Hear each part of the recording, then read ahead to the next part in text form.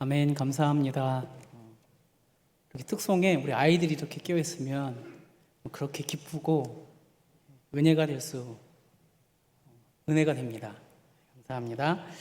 오늘 우리 함께 보실 말씀은 호세아서 8장 1절에서 7절 말씀입니다. 호세아서 8장 1절에서 7절 말씀입니다.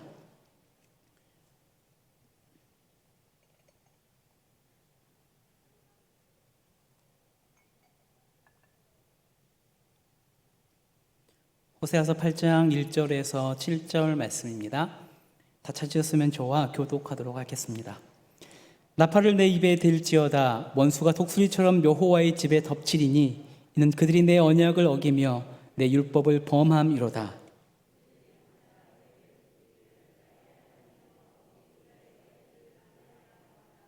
이스라엘이 이미 선을 버렸으니 원수가 그를 따를 것이라.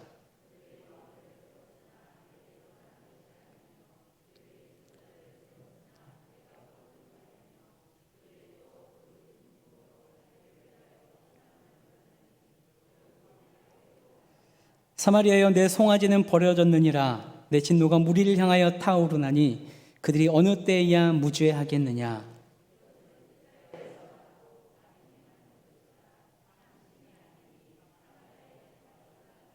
함께 읽습니다. 그들이 바람을 심고 광풍을 거둘 것이라. 심은 것이 줄기가 없으며 이삭은 열매를 맺지 못할 것이요 혹시 맺을지라도 이방 사람이 삼키리라.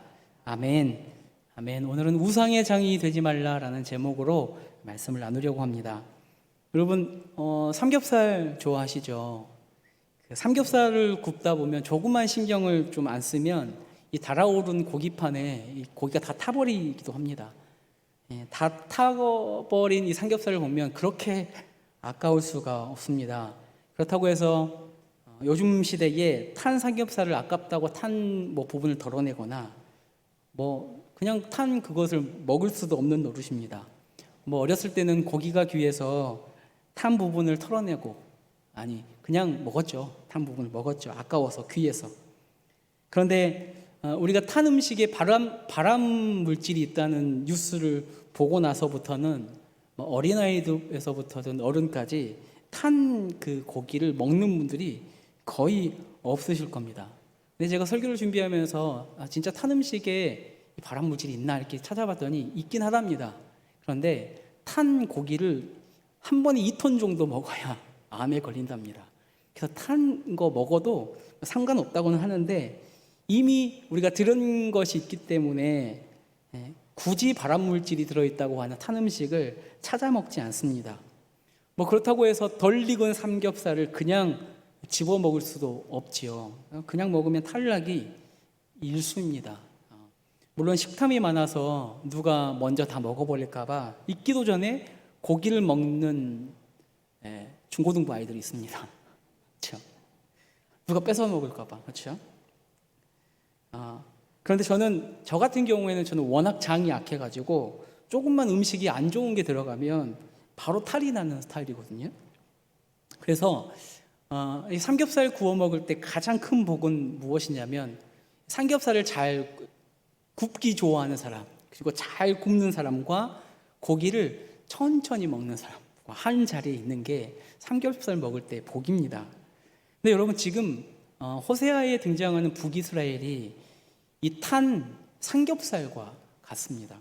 7장 8절을 보면 어떻게 기록되어 있냐면 에브라임이 여러 민족 가운데에 혼합되니 그는 곧 뒤집지 않은 전병이로다 라고 고백합니다. 여러분, 빵을 굽는데 뒤집지 않으니 어떻게 되겠습니까? 한쪽은 새까맣게 탔을 겁니다. 그리고 한쪽은 익지도 않았을 겁니다. 한쪽은 새까맣게 타고 한쪽은 익지도 않아서 사람이 먹는 음식이라고 말할 수 없는 상태. 그러니까 빵으로서의 가치가 전혀 없는 겁니다. 그런데 이런 빵을 먹었다가는 제대로 탈이 나겠지요. 지금 이스라엘이 이런 상태입니다. 지혜가 있었다면 하나님께 나갔을 터인데 지혜가 없어서 하나님께 나아가지도 않고요. 이스라엘이 애굽과 아수르를 향하여서 부르짖고 나갑니다. 자기를 구원해달라며 강대국인 아수르와 애굽을 향하여 부르짖습니다. 그러니까 지금 이스라엘은 누구에게 의지해야 하는지, 누구에게 부르짖어야 하는지 방향감을 상실했습니다. 그렇게 이스라엘은 지금 발암 물질이 가득한, 아니 암덩어리 같은 존재가 되어버렸습니다. 온 이스라엘에 암이 이곳저곳 다 전이되어 있는 상태. 그런데 여러분, 자신이 아픈 것을 알지도 못합니다. 그리고 참 의원이신 하나님을 제쳐놓고 자꾸 전공도 하지 않은 돌팔이들에게 자꾸 찾아갑니다. 그런 북이스라엘을 향하여서 오늘 본문에서 다시 한번 하나님께서 경고하고 계십니다. 오늘 본문 머리를 보면 하나님께서 호세아 선지자에게 나팔을 내 입에 대라고 이야기합니다. 나팔을 불라고 말씀하십니다. 근데 이 나팔은 어떨 때 부는 거냐면 적군이 침입했을 때에, 적군이 침입했다고 위험을 알리는 신호로 나팔을 부는 겁니다. 근데 지금 이스라엘 상황이 딱 그 위험한 상황입니다. 오늘 본문에 어떻게 표현되어 있냐면 독수리가 마당에 있는 병아리 새끼를 낚아채기 위해서 하늘에서 빙빙 도는 것처럼 지금 이스라엘의 대적이 북이스라엘을 덮치기 위해서 배회하고 있는 겁니다. 하나님이 이 불순종한 이스라엘 백성들을 고치시겠다는 이야기입니다. 하나님의 명령이 떨어지기만 하면 이 원수 대적이 쏜살같이 내리꽂아서 이스라엘을 낚아챌 겁니다. 풍전등화의 상태입니다. 근데 그것을 전혀 깨닫지 못합니다. 그런데 지금 이 북이스라엘이 이런 지경까지 온 이유가 있습니다. 오늘 본문을 보면 아주 명확하게 설명을 하고 있죠. 1절 보면, 1절 마지막 후반부 보면 이는 그들이 내 언약을 어기며 내 율법을 범함이로다 라고 기록합니다. 여러분, 하나님이요 이스라엘 백성들에게 하나님의 백성으로서 하나님과 어떻게 관계하는지, 또 이웃과 어떻게 관계해야 할 것인지 모든 것의 기준을 아주 명확하게 주셨습니다. 그게 율법이고 그것이 이스라엘과 약속한 언약입니다. 그런데 이스라엘 백성들이 이 모든 기준을 무시하고 자신들의 기준으로 살아가기 시작했습니다. 그리고 하나님께 반역을 일삼기 시작합니다. 3절 말씀에는 이렇게 표현합니다. 이스라엘이 이미 선을 버려버렸다. 세상에 악을 택한 겁니다. 그들이 율법과 언약을 버리고 하나님의 선을 버려버렸습니다. 왜 그것을 버려버렸겠습니까? 더 이상 하나님이 필요 없다는 겁니다. 하나님의 법으로 우리가 살 수 있는 것 아닙니다 라고 이야기하는 겁니다.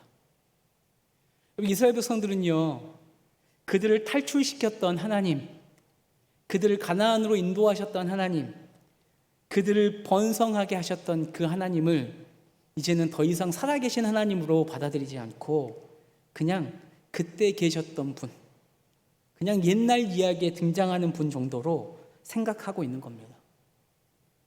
그럼 그러니 더 이상 그들이 하나님의 말씀을 삶에 적용하지 않습니다. 여러분, 우리 또한 마찬가지입니다.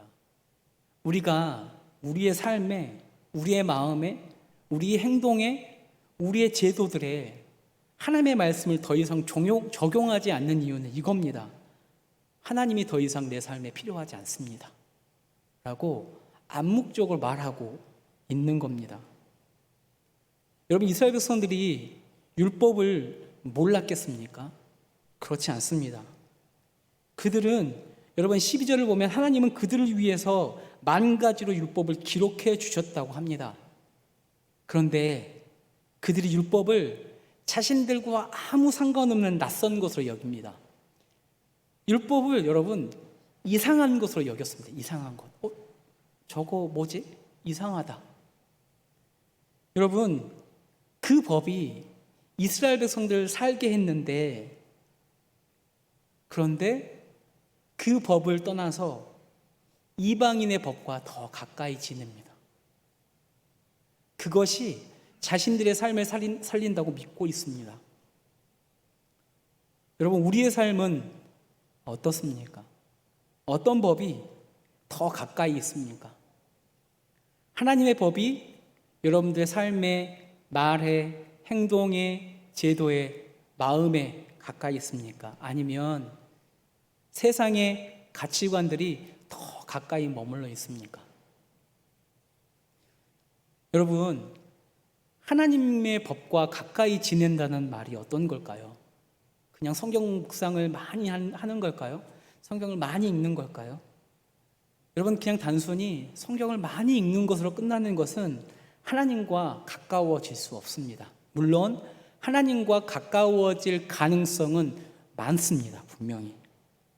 여러분, 이스라엘 백성들도요, 여러분, 우리보다 더 말씀을 더 잘 알고 있었습니다. 율법을 막 암기하고 다녔잖아요. 어렸을 때부터 그 율법을 암기하게 만들었습니다. 그런데 그것을 알고 있었음에도 불구하고 그것을 삶에까지 끄집어 오지 않은 겁니다. 그냥 좋은 말씀이야. 좋은 말씀이야. 좋은 말이지. 그냥 과거에 하나님이 우리 조상들에게 참 좋은 일을 하셨지. 하나님을 그냥 자꾸 과거에만 머물게 합니다. 그리고 현재의 내 삶에 하나님을 들어서게 하지 않습니다. 여러분, 하나님의 말씀과 가까워진다는 것, 하나님의 법과 가까워진다는 것은 말씀을 읽고 그 말씀을 내 삶에 적용하는 겁니다. 사랑하라고 배웠다면 사랑하기 위해서 몸부림치는 겁니다. 그것을 통하여서 엎어지고 깨지고, 사랑하기 위해서 엎어지고 깨지면서 하나님을 알게 되고, 하나님의 사랑을 알게 되고, 하나님의 품성을 알게 되고, 그렇게 하나님을 알아가는 겁니다. 그것 없는 그냥 성경 읽기는 하나님과 가까워질 수 없습니다. 그런데 여러분, 이렇게 위선적인 신앙생활을 하는 이스라엘이 국가의 어려움을 당했을 때에 그 상황을 모면하기 위해서 하나님을 찾을 것이라고, 부르짖을 것이라고 이야기합니다. 2절을 보면 이렇게 이야기하지요. 그들이 장차 내게 부르짖기를 나의 하나님이여 우리 이스라엘이 주를 아나이다 하리라. 하나님, 우리가 하나님을 알거든요. 그러니까 와서 좀 도와주십시오 라는 겁니다. 그들이 하나님을 알고 있다고 이야기하지만 그들의 삶에 하나님의 법이 적용되지 않기 때문에 그들은 전혀 하나님을 알지 못했습니다. 단순히 정해진 예배에 참석하고 주문을 외에도 신앙 고백을 하고 설교 시간에 목사님 말씀이 참 좋았다. 꼭 끝내면 이스라엘과 별반 다를 것이 없습니다. 여러분, 그들은요, 호세아 선지자가 활동하던 마지막 시기에 잇따라서 여러 왕들을 세우거든요. 북이스라엘 마지막 기간에 피를 흘려가면서 왕권을 차지한 왕들이 참 많습니다. 근데 그들은 하나님의 마음에 전혀 만족할 만한 왕이 아니었습니다. 4절을 보면 내게서 난 자들이 아니라고 이야기합니다. 내가 그들 몰라. 여러분, 북이스라엘이 왕을 세울 때에 하나님께 전혀 묻지 않습니다. 그래서 여러분, 열왕기 상하, 역대상하를 보면 수많은 왕들이 세워짐에도 불구하고 하나님 마음에 들었다는 왕들이 여러분 손에 꼽을 정도입니다. 여러분, 그들이 하나님의 선을 버리니 원수가 그들을 따를 것이라고 여러분 3절에 이야기합니다. 이스라엘이 이미 선을 버렸으니 원수가 그를 따를 것이라.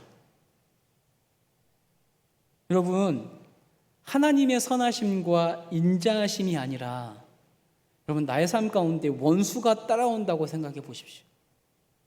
그거만큼 여러분 비참하고 슬픈 일이 있겠습니까?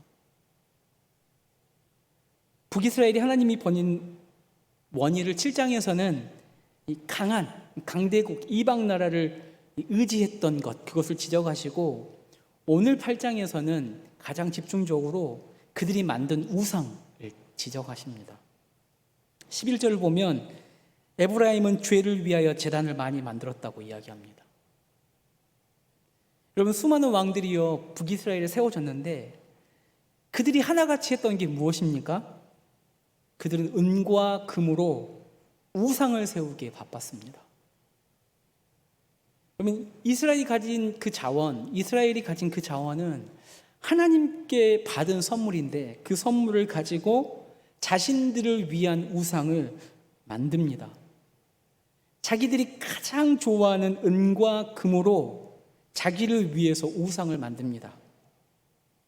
은과 금으로 만든 것이 자신들의 은과 금을 더 풍성하게 해주리라는 기대감을 걸고 만듭니다.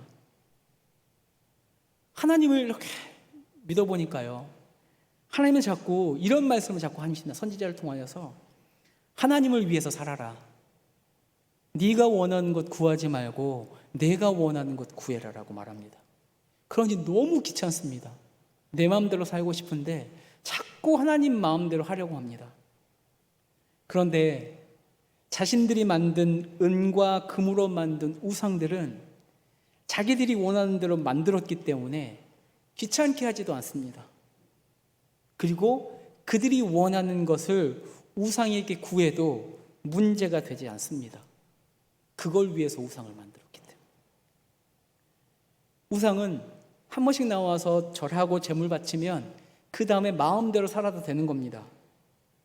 여러분, 우상이 편리한 게 그거거든요. 뭐 관계를 맺고 이런 거 필요 없고요. 그냥 제물 드리고 돼지 머리 탁 쌓고 상을 거하게 차리면 그 우상이 기뻐합니다. 내가 하고 싶은 것 막지 않습니다. 근데 여러분, 참 신기한 게 오늘 성경에서 그들이 자신을 위하여서 우상을 만들었는데요, 오늘 본문을 보면 정작 자신을 위하여 만든 우상들이 그들을 위해서 해준 게 전혀 없습니다. 4절 보면 여러분, 그들이 세우는 우상 때문에 어떻게 됩니까? 그들이 파괴됩니다. 풍요로워지고 싶어서 우상을 만들었는데 우상들이 우상 때문에 이스라엘이 망하게 생겼습니다. 여러분, 우상도 그냥 만든 게 아니죠. 장인을 불러다가 아주 정성스럽게 우상을 만들어냅니다. 아무것도 해준 것이 없는데 정성을 그렇게 들입니다. 여러분, 이렇게 어리석은 사람들이 있겠습니까? 그런데 그 북이스라엘의 모습이 우리의 모습 속에 있더란 말이죠. 우리도 모르게 우상을 너무 정성스럽게 잘 만들어갑니다. 여러분, 그 단적인 예를 한번 들어볼까요? 나는 우상을 섬긴 적이 없는데. 강단에서 목사님이 설교하십니다. 헌신과 봉사 이야기하면 길을 딱 막아버립니다. 이웃을 사랑하기 위해서 의지를 가지고 사랑하십시오라고 하면 귀를 딱 막아버립니다. 하나님의 사랑의 법에 따라서 손해보고 살아가라고 이야기하면 귀를 딱 막아버립니다. 하나님의 나라는 이 나라를 뒤집어 엎은 나라이니 세상을 거스르며 살아가라고 하면 귀를 딱 막아버립니다. 목사님, 그렇게 살면 세상에 살 수가 없어요. 그렇게 살아보지도 않았으면서 그렇게 살면 살 수 없다고 이야기합니다. 근데 여러분, 우리가 귀를 열 때가 있거든요. 복 받으십시오라는 말이 떨어지기 전에 아멘을 외치기 시작합니다. 그렇죠? 우리 옆에 사람에게 헌신합시다, 토요일날 함께 청소합시다 라고 인사하려고 하면 여러분 되게 머뭇머뭇거리고 인사할 겁니다. 그런데 옆 사람에게 얼굴을 보면서 복 받으십시오 하면 얼굴을 환하게 웃으시고 인사하기 시작할 겁니다. 그리고 왜 우리가 이런 반응을 보입니까? 이스라엘이 자기 편하기 우상을 만들었던 것처럼, 자기 편한 것을 구했던 것처럼 우리도 그런 하나님이 필요한 겁니다. 그러니 말씀도 선택해서 아멘합니다.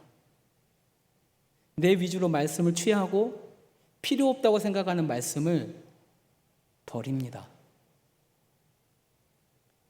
그런데 여러분, 성경 어디 한 구절에서 하나님이 말씀을 그렇게 취하라고 말씀하시던가요?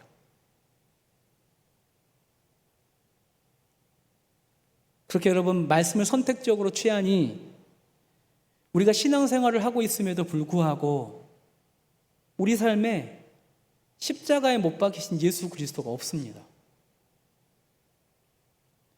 여러분, 예수 그리스도는요, 세상을 거스른 법이거든요. 예수 그리스도, 십자가에 못 박히신 예수 그리스도는 사랑이셔요. 그런데 그 십자가에 못 박힌 예수 그리스도가 우리에게 없어요. 왜? 십자가를 지려면 힘드니까요. 내 것을 이룰 수 없다고 생각하기 때문에. 기독교 TV에 나오는 수많은 간증들을 보면서 은혜 받았다고 합니다.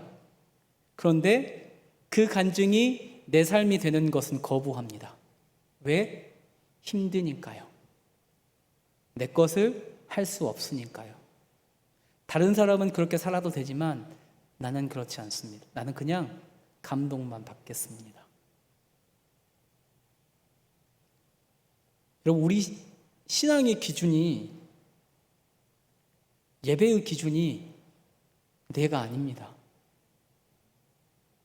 우리의 기쁨이 기준이 아니라 하나님의 기쁨이 기준입니다.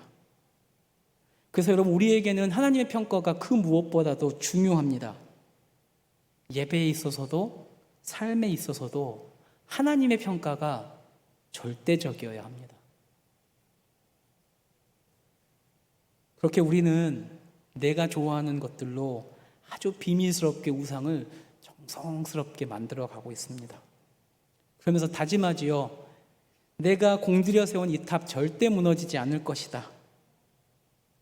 근데 오늘 본문에서 뭐라고 이야기합니까? 그 우상들 버려질 것이고 산산조각 날 것이라고 이야기합니다. 참신이 아닌 것들을 하나님께서 깨부셔버리겠답니다.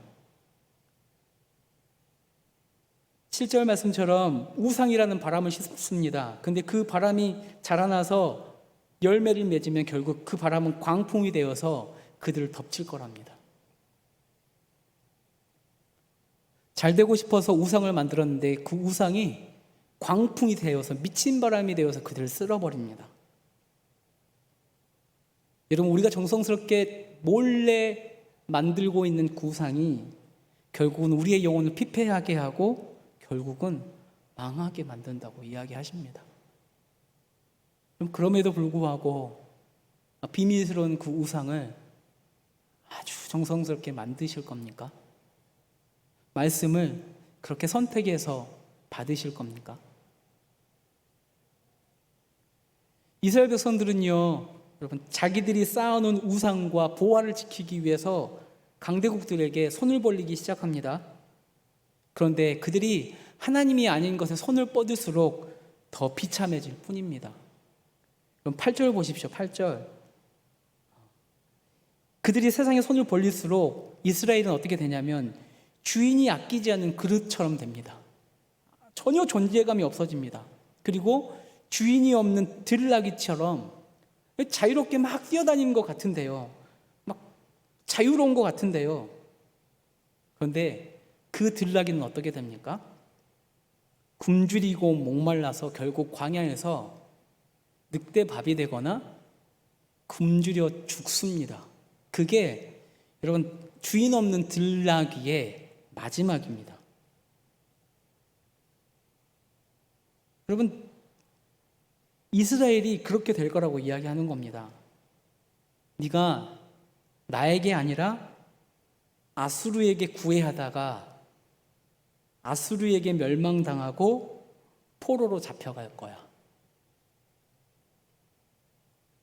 값을 주고 돈으로 애굽과 아수르의 사랑을 얻어보려고, 세상의 사랑을 얻어보려고 했던 모든 시도가 헛것이 되고 오히려 사랑을 갈망했던 그 아수르가 짐을 지워서 북이스라엘이 멸망하게 됩니다.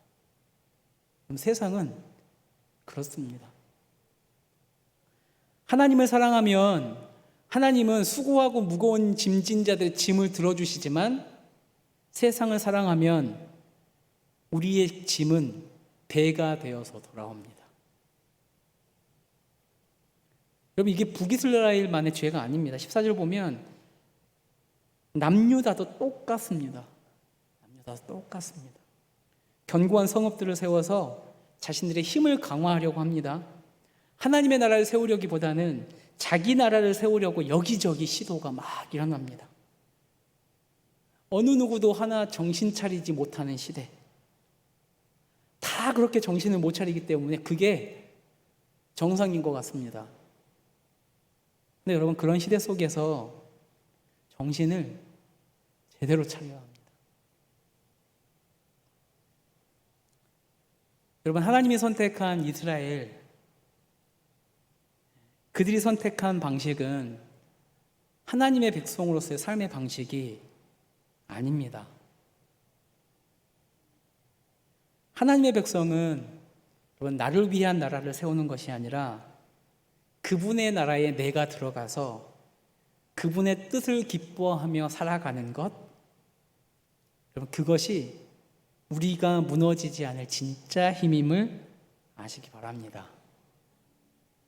여러분, 하나님의 백성은, 성도는 내가 원하는 것을 이루기 위해서 세상을 끌어들이는 사람이 아닙니다. 하나님의 백성, 하나님의 성도는 하나님의 이름이 높여지는 것, 그것이 최우선이 되어야 하고, 하나님 나라를 세우는 것, 그것이 가장 중요한 목적이 되어야 합니다. 여러분, 우리가 수요일마다 담임 목사님이 주기도문하고 계시는 내용이 그거지 않습니까? 이름이 거룩히 여김을 받으시오며 나라의 마옵시며. 하나님의 나라와 그 의를 구하는 것, 그것이 하나님 백성의 삶의 최우선의 항목입니다. 이스라엘은 여기에 실패해서 망한 겁니다. 하나님이 호세아 선지자를 통하여서 이 실패를 지적하고 계십니다. 그리고 이것을 글로 써서 우리에게 말씀하십니다. 너희는 이것에 실패하지 말아라. 너의 우상을 만드는 장인 되지 말고 내 나라에 들어와서 내 뜻을 위하여 기쁘게 살아가는 그런 사람 되어라. 여러분, 우상의 장인 되지 마시고 하나님의 나라를 이루는 장인 되기를 소망합니다. 기도하겠습니다. 하나님, 우리의 신앙을 분해하고 분행해서 들어가면 어딘가에 숨어있는 내가 은밀하게 세운 우상들이 있습니다. 하나님의 말씀을 대할 때에 그의 말씀을 온전히 따라가기보다는 이건 아니고 이건 좀 괜찮은 것 같고 이렇게 하나님의 말씀을 대하고 있지는 않습니까? 이스라엘 백성들이 그렇게 하나님의 말씀을 선택해서 취하다가 결국에 그들은 망합니다. 하나님의 말씀을 버리고 하나님의 선을 버리고 우상을 만드는 장인까지 동원하여서 우상을 만들었다가 그 우상 때문에 망합니다. 하나님, 우리가 몰래 세우고 있는 그 우상 때문에 망하는 사람 되지 않게 해주십시오. 내 영혼을 피폐하게 하는 하나님의 백성으로서의 정체성을 흐릿하게 해버리는 내 마음의 우상들을 내던져버리고 하나님의 법을 쫓아가는, 하나님의 나라를 소망하며 살아가는, 나를 세우기보다 하나님의 나라를 세우기를 소망하며 살아가는 우리가 될 수 있도록, 그런 하나님 나라의 장인으로서 살아갈 수 있는 우리가 될 수 있도록 힘주십시오. 도와주십시오. 그 말씀을 살기 위해서 몸부림칠 때에 성령님 임하여 주셔서 우리를 격려하여 주시고 이끌어 주십시오. 하나님, 이 말씀대로 묵상하여 삶에 적용하고 마음에 적용하여 나의 법에 적용하여 살아가는 우리가 될 수 있도록 인도하여 주십시오. 감사합니다. 예수님의 이름으로 기도드립니다. 아멘.